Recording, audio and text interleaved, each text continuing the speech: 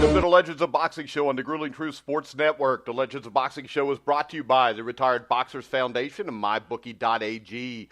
I'm your host for the Legends Show, Mike Goodpaster, and my guest today fought almost every heavyweight that was anybody in the 80s and 90s, fought, I think, 12 world champions. Help me welcome to the Grueling Truth, former heavyweight contender, Jose Ribalta. How you doing, Jose? Oh, I'm doing great. Just here right now, trying to live. That's it, but everything's great. Everything feels great.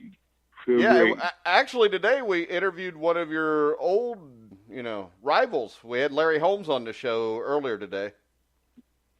Oh, yes. I fought Larry Holmes, and he also told me and my trainer at the time, he said, you know what?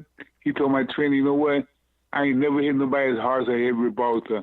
Because he knocked me down, and I got back up. He said, man, he couldn't believe I got back up when he hit me with that right hand. But, yeah, I don't think anybody could ever question your toughness. And as we'll get into, a lot of these former champions you fought, I thought you won. I know you thought you won, but we'll get into that to a minute. Let's go ahead and let's start off. I know you were born in Cuba, and I think if what I read was correct, you moved to Miami when you were 12 years old?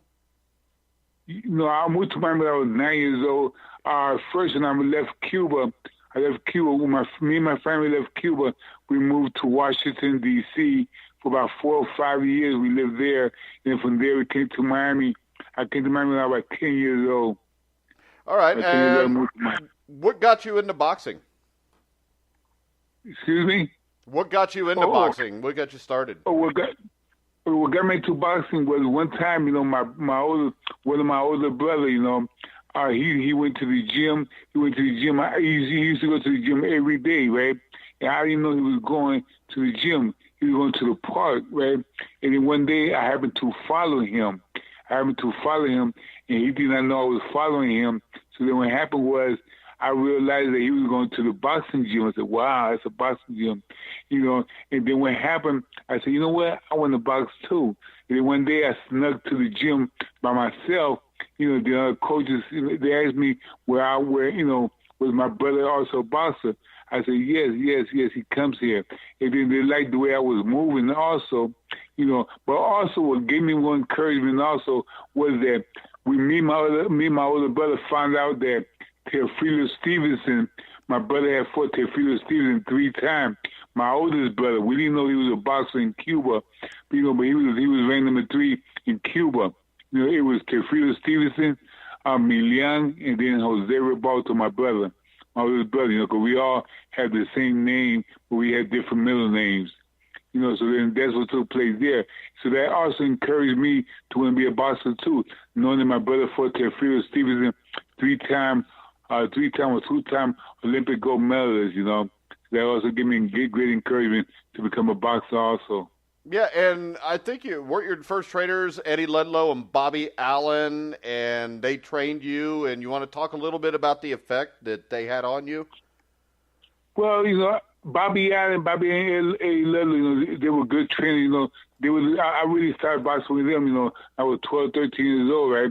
But then what happened was, I was training them for about a year or two. I trained with them, but what took place was that, things started happening. We were fighting.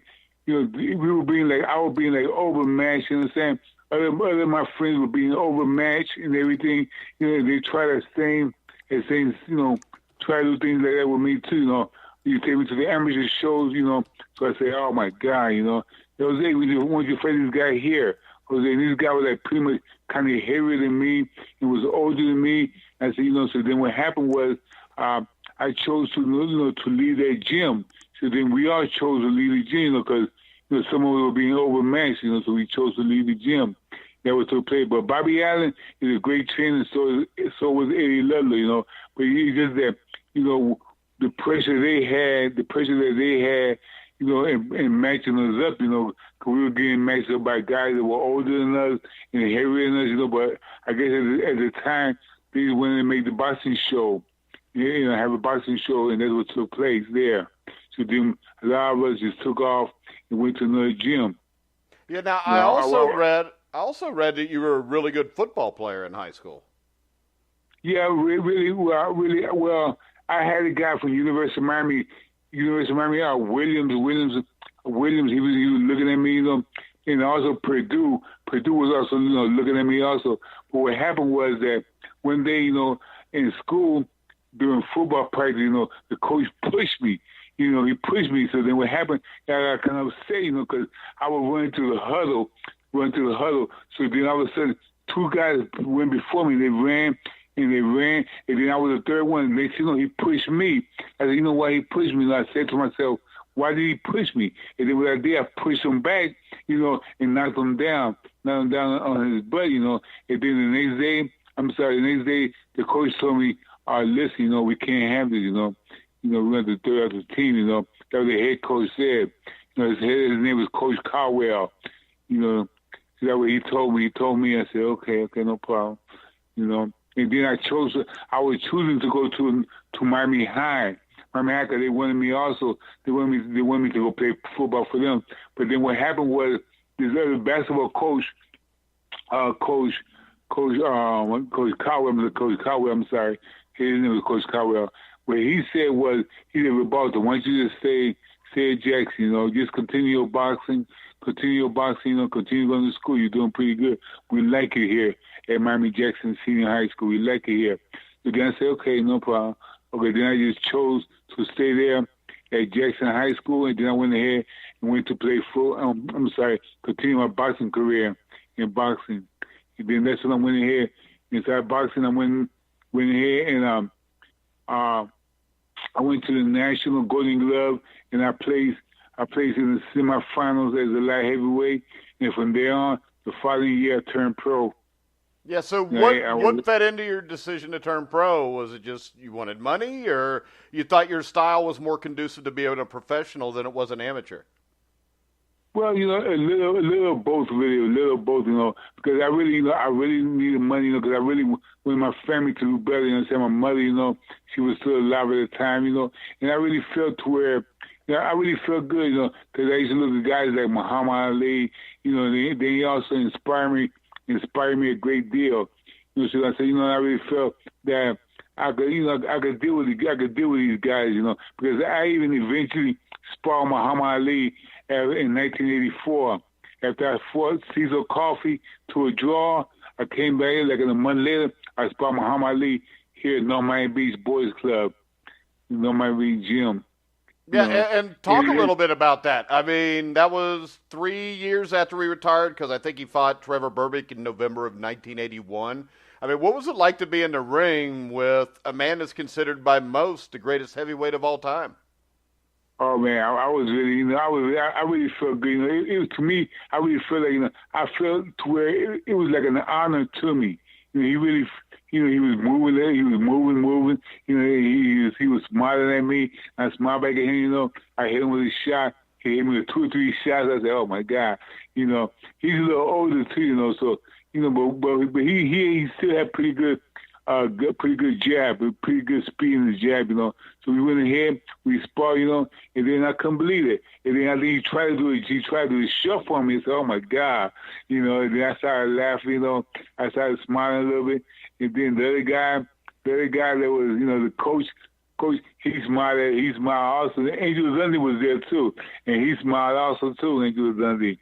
I said, oh my God.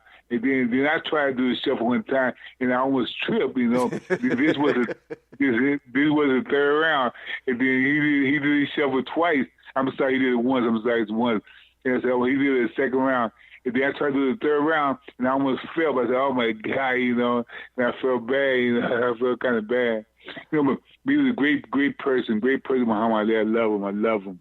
Great person. And then. And he was, as you said, did you get to spend any time outside of the ring with him? No, we just briefly spoke, you know. We just like, golly, man, you know, I admire you, man. I really admire you. You know, he just looked at me and said, okay. And then one thing really took place also after that was that this was in 84. So in 1985, where when I fought with James Bone Crusher Smith, after my fight, which to me and to most everybody that was there, it was a controversial decision, right? So what happened was all of a sudden Muhammad Ali showed up. I didn't know he was in the fight, but he showed up and he came to me and he said to me, man, you won. He told me that I won. I said, man, thank you. Because that was the only fight that I really had tears, that I really cried. That was my first time ever being robbed, fighting, and I cried in that fight. I think I had tears in my eyes, And then Ali told me, you did good. You're a good fighter. I believe you won. He told me. Ali told me. I said, okay. But he told me, like, in a way, in so many words, he told me, suck it up, suck it up, I said, okay, thank you, Ali. But once he came up to me, after the fight, I felt so much better after, even though I lost and I got robbed by James Bone Crusher Smith, I felt so much better. I felt so much better, being next to Muhammad Ali, and him telling me you did good, I thought you won the fight. Him telling me that I felt so much better, Yeah, and I would say from looking at your record and your career, that right there, just your interaction with Ali, made you a more confident fighter. Would that be fair to say? Yes, definitely. Because like I say, I saw, because I was sparring. When I was sparring, I was sparring with, hitting him with jab. Because his jab, a couple of times he hit with his jab, and his jab was kind of strong. So I'm like, man, because at first when I used to watch him on TV when I was younger, I used to say, man, this guy, he have a slapping jab. But no, it was wrong. It was so wrong because when he hit me with the jab, it was kind of hard. It was a pretty hard jab, a pretty stiff jab. I was surprised about that because I thought the jab wasn't that powerful. I didn't think it was that powerful. Yeah, and then after the Bone Crusher Smith decision, you beat a guy by the name of Ernie Barr, and then you took on Marvis Frazier, who I assume had Joe Frazier in his corner. What was your experience at that fight? That's another controversial decision during your career. Yes. Like I said, a friend of mine, when I was living in Jersey, at the time I was living in Jersey, a friend of mine told me, Jose, man, don't take that fight, man, because they're going to rob you because his father take his fighter to their hotel, most of the time, to fight there. They're going to rob you, Jose. I said, nah, man. Nah, I'm going to knock him out. That's not going to happen. I'm going to beat him. And next thing you know, and that's just what took place, I fought him, and I lost the decision. I'm like, what? I couldn't believe it, because that's what happened basically, my whole career really. Even though I fought Michael Dose, it was a close fight, but I thought here in my hometown, but of course it was a donkey promotion. I've had several fights. I had even I fought Pierre Coxia. Actual Schultz, the same thing, I fought them under, I forgot the promoter's name. I forgot his name, but still that would took place a lot of times, Even I fought Witherspoon, Tim Witherspoon, the same thing, under his promoter's car, Yeah, I'd be like, yeah. Larry promoters they knew what they were doing, you understand? Because I really had no promoter, I had no promoter.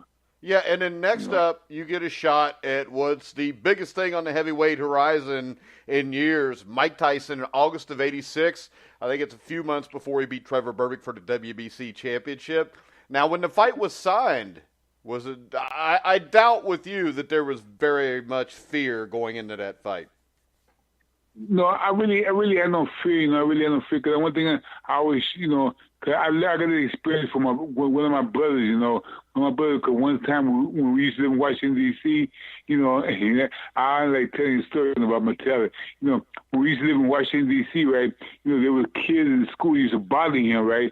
So he said, man, I saw one time how he was infuriated, and he said to my mother, you know what? I don't care what happened. Tomorrow, don't care, mess with me tomorrow. I'm going to go ahead and beat him up. I'm going to destroy him.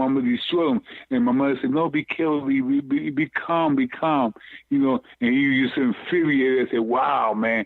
Then all of a sudden, he kind of like in a way, like instill that attitude inside of me. I said, wow. So that helped me a great deal also. So I always kept that attitude, that energy that he expressed to my mother about what he gonna do to the kids the next day in school, so then that really inspired me a lot also. Yeah, and from looking at the Tyson fight, it looked to me it wasn't so much the power that gave you trouble, but it was his hand speed. Oh, no, one thing about Tyson, see, when I fought Tyson, down at the lobby in the restaurant, I gave Tyson a hand saying, I'm gonna knock you out. I'm gonna knock out Tyson. I'm gonna knock you out. And he just looked at me and he just smiled at me and said, "Oh my God." So I told my friend who was next to me at the time, Robert Daniel, who was a 5-time world champion. I spoke to him. I said, "Man, I'm gonna be in a hard fight tomorrow."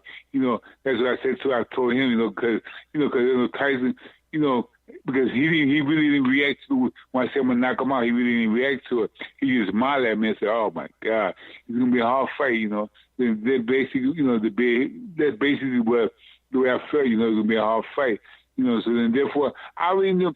Because one thing about boxing by me is that I didn't fear nobody. And at that time, and that's what I believe took place in my career, to where my manager took advantage of me because of that. Because they knew I didn't fear nobody, and therefore they'll throw me in this way, or throw me in with that guy, throw me with this guy. They know I didn't fear nobody, Because like I said, I used to always tell them, the only guy I fear is God. The only person I fear is God. I don't fear no fighter, no one. Now for Bunk Crazy Smith, the same thing. He knocked me down the first round. I got back up and we went at it again. Even with Tyson thing. Yeah, and with Tyson, he dropped you with a left hook at the start of the 10th round. Referee Rudy Battle jumps in and stops it.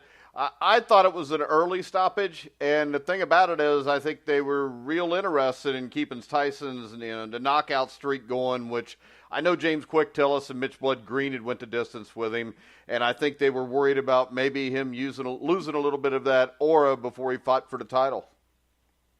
Yeah, I definitely agree with that. I definitely agree with what you said, because I definitely believe that they wanted to keep his knockout ratio going, really, that what took place, because really I was not hurt. He stumbled me a little bit, but it was not hurt to where I would say, oh man, he could punch. To where I was staggered, because he never really staggered me. He dropped me, boom, I got back up. He dropped me, boom, flash knockdown. Those are what we call flash knockdown, because he never really staggered me to where I was hurt. Now, if he had staggered me, especially in the 10th round, I was not staggered. I was not like what you call dizzy or anything like that. I was ready to go. But really, really it hurts me. I would tell my lady here, my wife, I would tell her the same thing. It really hurts me. Is that I never fought for a title. Because I was scheduled to fight for a title one time. I was scheduled to fight Tyson in a rematch, but what happened was me and Jeff Sims, we boxed, right? We had boxed. So they told me that after I beat Jeff Sims, I will fight Tyson in Japan. So what took place was that I fought Jeff Sims and he knocked me down. The knockdown really would ruin the fight for me, with the rematch with me and Mike Tyson, because that really was ruined the rematch with Mike Tyson, because he knocked me down. Because when he Buster Douglas fought Tyson, I was the original guy that was scheduled to fight Mike Tyson. It was not Buster Douglas. I was the original guy who was scheduled to fight Mike Tyson. Because like I say, Mike Tyson, he's a great fighter. Great fighter. But like I say, go ahead. Even when I fought Mike Tyson, right? Listen, this is honestly true. Mike Tyson was not the same fighter that fought me in '86 and fought Trevor Burbick. When I fought Mike Tyson, I sparred with him in 1996. 10 years later, I sparred Mike Tyson, and he was not the same guy that I fought. He was not. He didn't have the enthusiasm or anything like that. He was not enthused. He just didn't have it. His speed was not really. He wasn't as quick as I thought or anything like that. He was not. His punching power was good, but it wasn't as good as it was before when I fought in '86. Well, let's face it, Jose. I'd imagine Don King and Robin Givens and her mom pretty much sucked the life out of him. Right. Right, that's so true. That's so true. And yeah, that's so true. He did. That was so true. What you said. They really hurt. They really hurt. And Don King too. And Don King. But they said Don King stole a lot of money for him. That's what I heard. So I'm not sure about that, but that's what they say. But like I say, Don. I think Don King hurt him a lot too. Don King hurt him a lot. Yeah, and then after the Tyson fight, you go on like a 10-fight win streak. You fight in the Kingdome in Seattle. I think it was July or August of 1990 against Tim Witherspoon. And that was to say the least, a weird decision, as I think it was I think it was announced as a draw, and then they changed it and gave it to Tim like an hour or two after the fight. Correct. No. What happened was I fought Tim Witherspoon, right? I beat him. First of all, they scored the fight a draw. Ladies and gentlemen, we have a draw. And I was so upset, I threw my hands up in the air. Of course, it was Tim Witherspoon manager, who promoted the fight. And I was so upset. I was like, oh, my God, I can't believe it. I was throwing my hand. I was so angry. And the next thing you know, like 10 or 15 minutes later, they said, wait, ladies and gentlemen, wait just a minute, please. We have a decision. After the draw, they say, oh, my God. After the draw, they say, we have a decision. The winner, Tim Witherspoon, said, what? What, man? I went berserk. I couldn't believe that. I could not believe that. But, hey, like I say, many fights I had, 7 or 8 fights I had really, that I say, they really give me bad decisions. When I fought Axel Schultz, the same thing. Pierre Coxia. I dropped Pierre Coxia. It was a close fight. I dropped him in the 9th round. And then in the 10th round, a pretty close fight, a pretty close round, and it's still in the decision. Axel Schultz, the same thing, I love, even the one fight, even with Larry Holmes, two judges came to my trainer and told my trainer, you know what, if Larry Holmes had not dropped Ribalta, we would have given the decision. This is what was told to my coach at the time. Two judges told to my coach. Yeah, and my question is this: after the Witherspoon decision, you lost for 2 or 3 years, and it was mainly against good fighters. Some of them were close, but my question is this: after the Witherspoon fight and the Bone Crusher fight, and those 3 fights together, did that kind of take any of your, I don't know what to say, but did it take any of your, not necessarily heart, because we know you had heart, but did it take some of your enjoyment from boxing away? Yes. It really, honestly, I kind of really, in the way, like, I was not inspired as I was before, like, man, it kind of really hurt me, because because the first time I got robbed when I fought Jenny Bone Curtis Smith, the first time I said, oh my God, I can't believe this boxing is this way. But then what took place was when I fought Witherspoon, Witherspoon and everything, I said, oh my God, it really hurt me, I got kind of like this lost, I don't know, I lost inspiration, I had lost a little inspiration about boxing, because I really started noticing how ugly boxing was starting to become, because I had fought so many guys, in their hometown, in the promoter's car, I lost close decision or fights that I clearly won. They give it to my opponent. And I was really so angry. I said, man, forget.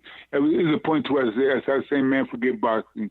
I really started being discouraged by boxing. And the sad part about it, Jose, is the fact that, over the last couple of years, probably 70% of the boxers that I've interviewed have had this same story, where at some point they got screwed over, and they said it just took away a lot of the enjoyment and a lot of them thinking they could be a champion someday, because they know that there are forces outside of their control that can stop them.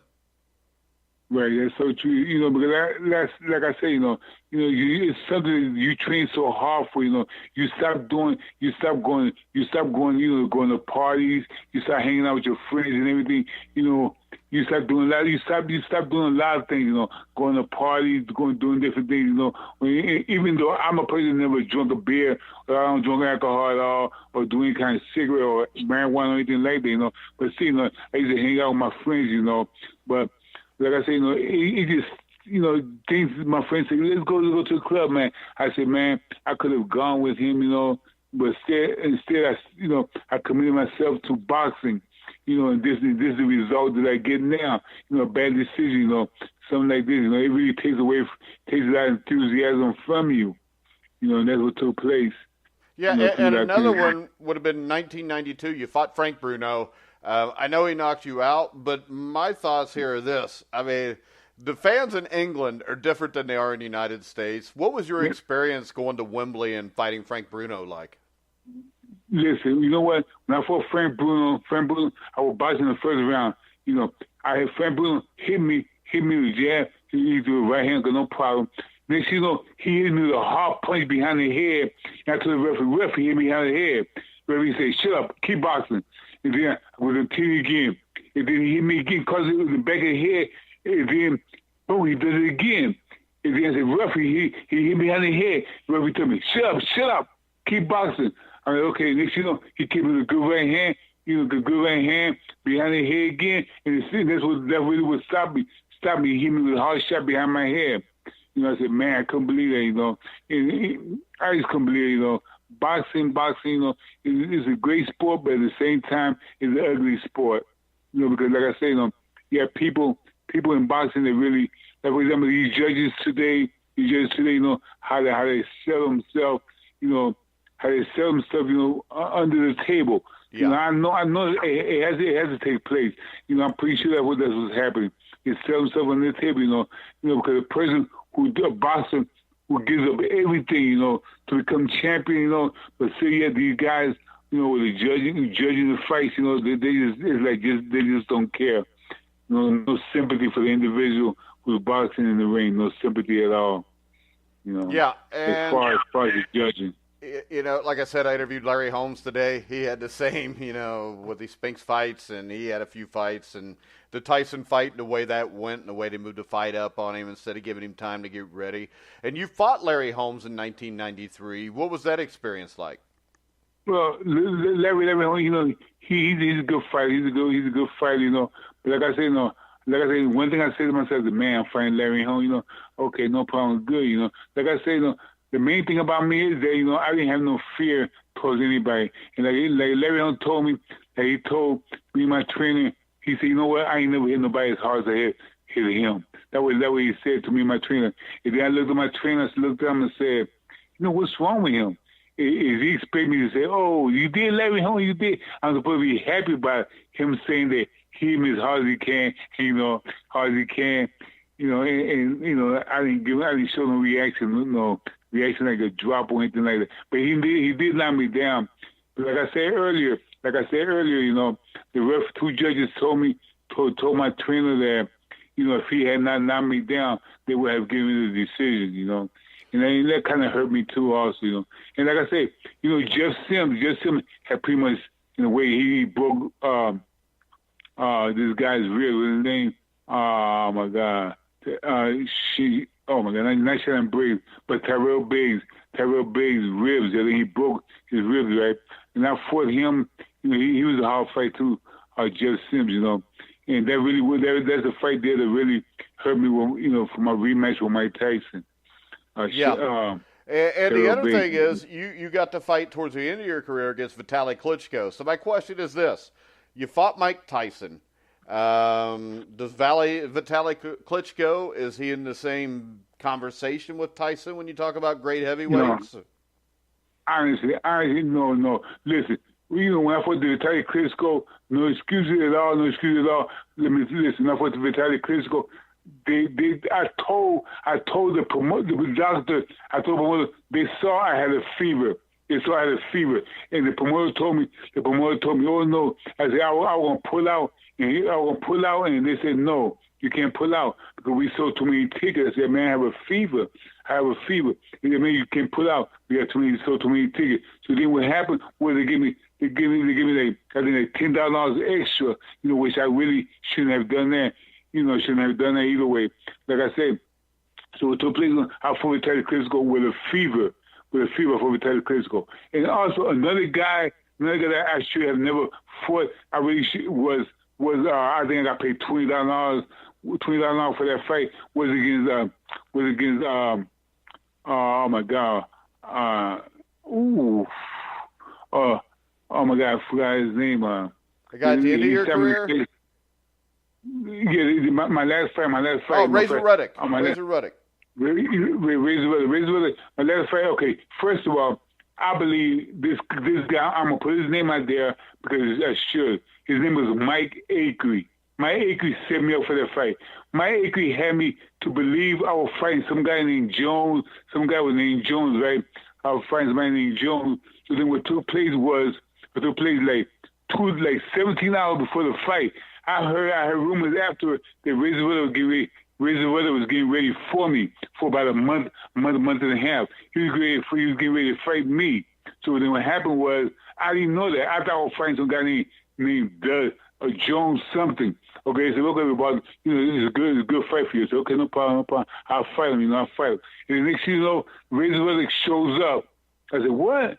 Mike Akery set me up. And then what happened was he shows up and then like 17 hours before the fight, they said, Ribalta, you gonna fight Razor Ruddock? You gotta fight Razor Ruddock. I said, what you mean? I said, man, give me at least $10,000 extra. And then I fought him anyway, give me $10,000 extra.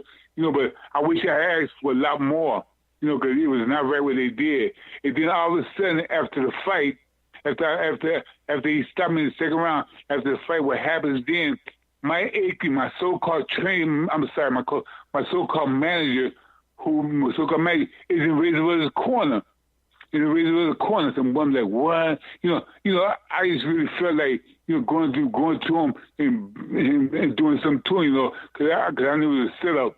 17 hours. I only had 17 hours, to get ready for Razor Ruddock. And Razor Ruddock, he knows it. He know what took place. He knew he was getting ready to fight me. He knew this for several weeks or a month or two. He knew this. Because I'll fight Razor Ruddock right now. I'll fight him right now. If you want to fight, we'll fight right now at our age, But like I say, I believe truly that they set me up. They set me up for that fight, and that what took place there. All right, so looking back at your career and how everything went, is there anything you wish you would have done differently? Oh, really? I wish I hadn't chosen the managers that I had, Louis the Cubas and Mike Akery. Louis the Cubas and Mike Akery. They both set me up because every time I had a fight, they got from South Africa promoter. He was a very known guy for his name. By the way, like I said, every time I fought Pierre Coxia, Pierre Axel Schultz, and these were all these promoters fighters, and I fought these guys on their card, and me fighting them on their card. Of course, common sense would tell you that I would not get the close decision or whatever. I dropped Pierre Coxia, Axel Schultz. I just really took it to him, and they still gave him the decision. And that basically what took place. Even when I fought Michael Dose here in Miami, Florida, and what took place was, I'm fighting Michael Dose out here in Miami, Florida, in my hometown, but still, the crowd boo. They booed for about half an hour and everything. But of course, it was Don King's show. And who does Michael Dose belong to? He belongs to Don King. So of course, the decision was given to Michael Dose, and that's basically what has taken place all my career, my whole career, Yeah, and I mean, it's a shame because when you watch you fight, I mean, you were a damn good fighter, Jose, and you fought all the best, and there weren't too many of them that had an easy time with you. And it's just a shame that just by not having the right connections, it can basically destroy your career. When you look at the heavyweight division today, what's your take on Anthony Joshua and Deontay Wilder? You know what? Right now, honestly, right now, I know how to be listen. I know, honestly, I know how to be all three of these guys here. I know how to be Joshua. I know how to be King Kong, Ortiz. Luis Ortiz. Yeah. Luis Ortiz, and Deontay Wilder. I know how to beat them. I really know how to beat them. I was even contemplating on returning back to boxing. Because, like I said, I'm the man. I know I can beat these guys. Because I was even, so far lately, even right now, I'm 54 years old, I say to myself, you know what? I would even fight Tyson Fury right now. I would fight Tyson Fury because I'm not going to beat him. Yeah, but this is the thing. I mean, that's kind of cheating. Because you may be 54, but he weighs 300 pounds and strung out on coke. Yeah, I know, and that too. Yeah, that's too. Which is a damn shame because that's a guy that has everything handed to him. He has the right connections, but yet he goes the wrong way. As you talked about, you didn't go out and party. You didn't go do all this stuff. You just did what you were supposed to do to box, and it's got to drive you nuts to see a guy with all this talent, with everything handed to him, and he still pisses it away. Yeah, I know. I was so surprised. Even for him and how like you say exactly what you say. You said that how everything's being handed to him. And look what he does. Like for example, even the King Kong, same situation, similar situation. Yeah, with the steroids. Yeah, exactly. I'm like, wow, what's on these guys? I can't believe it. It's like, I don't know. It's just like. I even challenged to fight King Kong also. He's Cuban like me. I want to say Cuban champion, but like I say, it's like easy.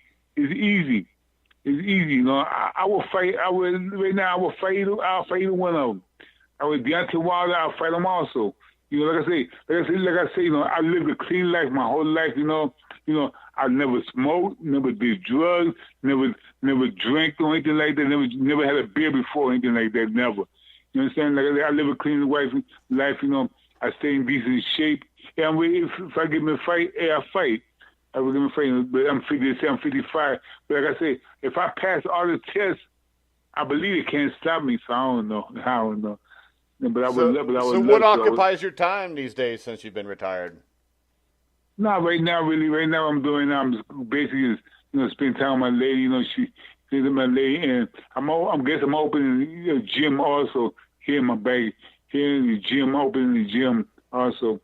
We just having fun, And I work at a school right now. I talk to the young kids at the school. I'm doing a little security guard at the school. I talk to the young kids. I try to. It's like an opportunity school I work at. So I try to inspire these young kids. How to do things better for themselves. How life is really not that easy. And I try to inspire them. All right, Jose, I really appreciate you coming in. And also, real quick, you want to tell everybody about the book you wrote? I think it's on Amazon. Oh yeah. I have a book. I have a great book called Courage in the Ring. It's on Amazon. Courage in the Ring. It's going for $10. It's a great book. It talks about me, Mike Tyson, Larry Holmes. It also talks about a great deal. How to come up. How did I come up in boxing? How to come from Cuba. It also talks about how to bring up a fighter who's coming up. How to bring up a fighter who's coming up. It's a great book, Courage in the Ring, because that's basically what I had. I had lots of courage in the ring. Yeah, there is no doubt about that, Jose, and I really appreciate you coming on to tell us your story tonight. Okay, I appreciate having you. Thank you. Appreciate being on your show. Thank you. All right, thanks a lot, Jose. Guys, I want to remind you. Yep, thanks a lot. I want to remind you, thank you. You can hear all of our Legends of Boxing shows. Tonight, of course, Jose. Earlier today, we had Larry Holmes. Last week, we had George Foreman, Mike McCallum, Mike Weaver, Michael Bent. So make sure you check all those out on thegruelingtruth.net.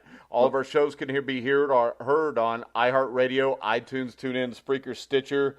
Wherever you find sports podcasts, you'll find The Grueling Truth. So for Jose Ribalta, I'm Mike Goodpaster. You've been listening to The Grueling Truth, where the legends speak.